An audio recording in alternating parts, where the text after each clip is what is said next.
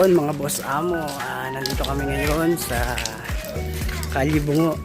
Kasama ko si Boss Olan. May titingnan lang kaming isang laruan. Wow! Gagawin nating personal sa ating libangan na pamamaril.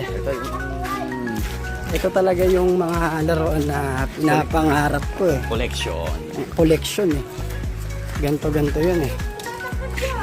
Puntahan natin si Bossing. Kaya pasok na tayo sa gate. Nandito na tayo.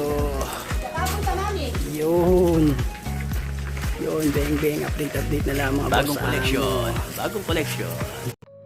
So yun mga boss amo, at ito na nga pala yung part 2 natin sa pag-video nung kukunin natin na laruan. Ayan. Nakuha na natin siya. Medyo nakaka-excite talaga siyang gamitin. Sobrang ganda niya. Ganito talaga yung mga pangarap kong laruan. Ito na nga pala siya mga boss amo. Ayan, airgun to airgun. Ito nga pala mga bossing, sa mga batang nanonood dyan, ay huwag kayo basta-bastang gagamit nito. Dahil ang mga gumagamit nito ay may mga sapat na kaalaman. Dahil ito ay delikado. Ayan mga bossing, napapold din siya. Ayan, napapold. Alright. Siyempre nung nakuha ko to, tuwang-tuwa ako eh.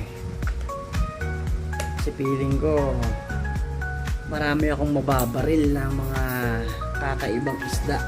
Saka nga pala mga boss amo, ayan, pinalagay ko yung, ayan, ewan ko nakikita nyo, ayan, pinalagay ko yung name tag natin. Ayan o, Kaboss Amo.